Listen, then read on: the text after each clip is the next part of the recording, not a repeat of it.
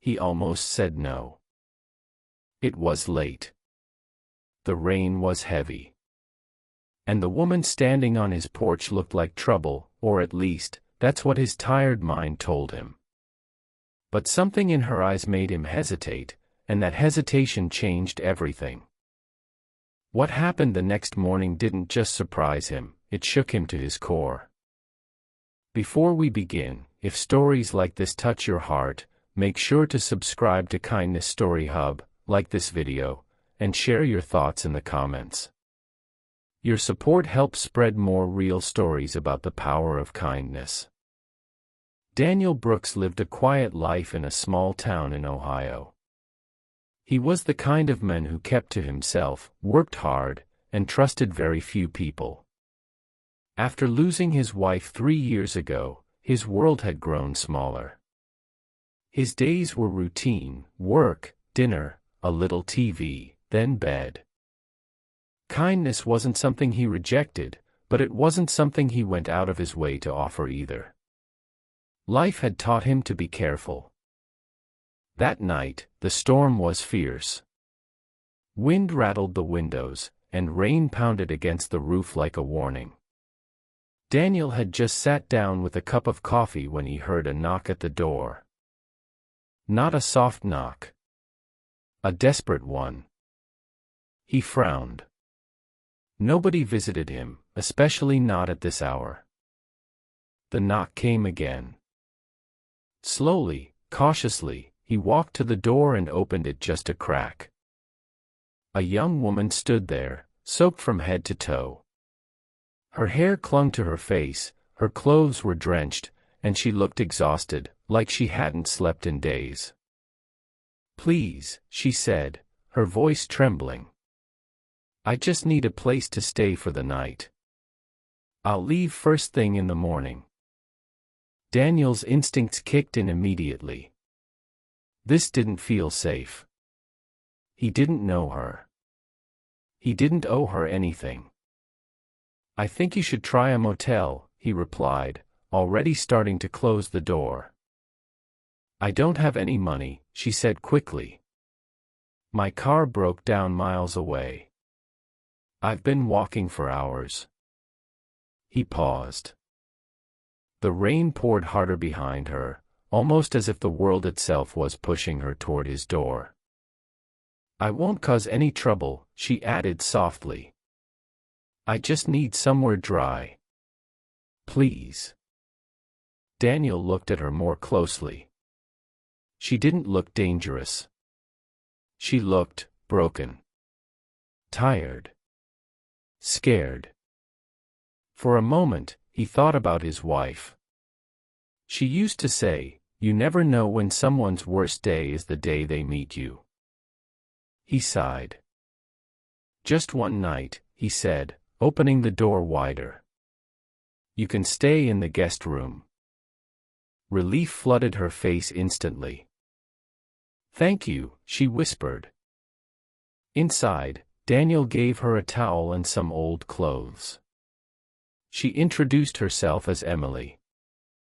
She didn't say much else. He made her a simple meal, soup and bread, and she ate quietly, as if she hadn't had a proper meal in days. "You can sleep there," he said, pointing to the guest room. "Bathrooms down the hall." "Thank you," she said again, her voice softer now. Daniel nodded and returned to his chair. But he didn't feel at ease. Something about the situation kept him alert. He locked his bedroom door that night, something he had never done before. Sleep didn't come easily. The next morning, Daniel woke up early. For a moment, he wondered if the whole thing had been a dream. Then he remembered. He stepped out of his room and looked down the hall. The guest room door was open. Empty. He frowned and walked inside. The bed was neatly made. The clothes he had given her were folded on the chair.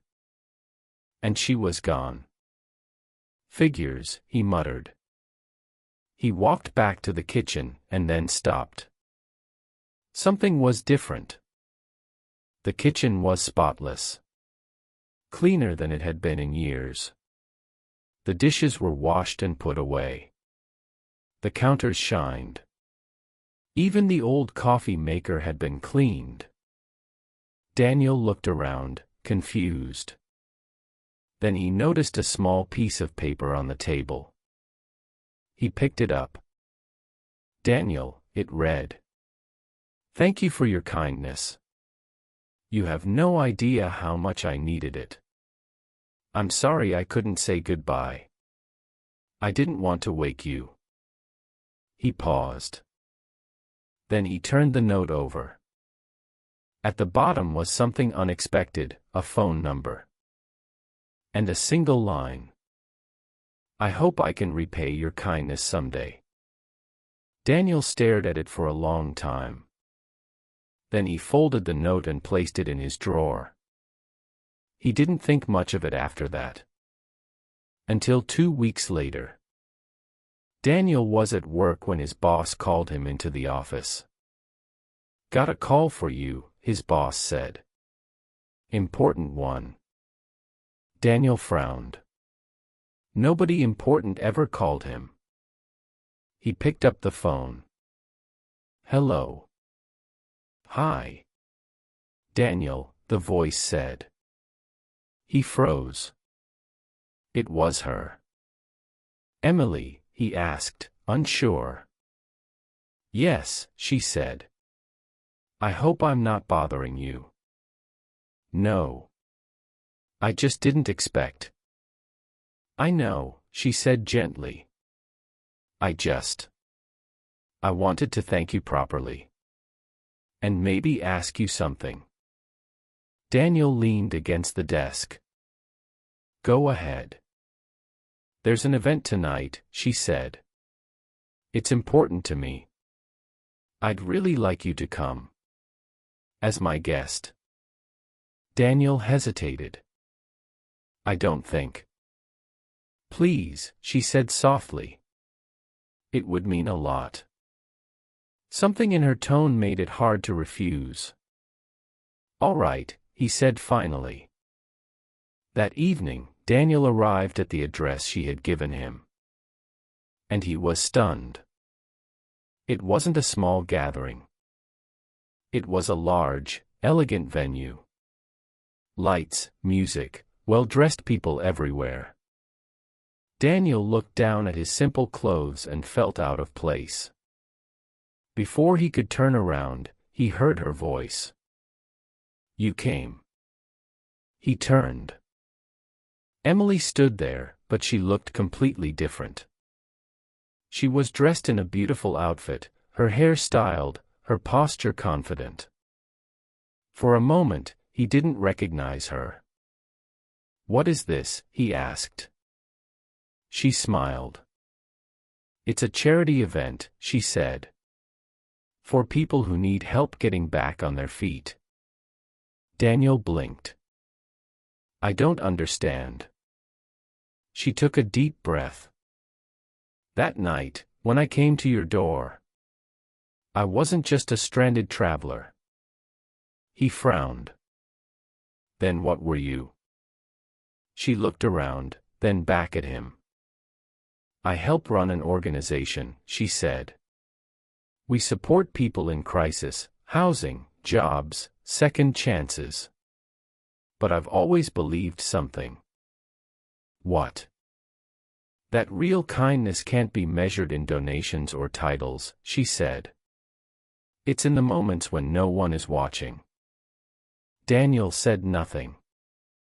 So sometimes, she continued, I go out, and I test that belief.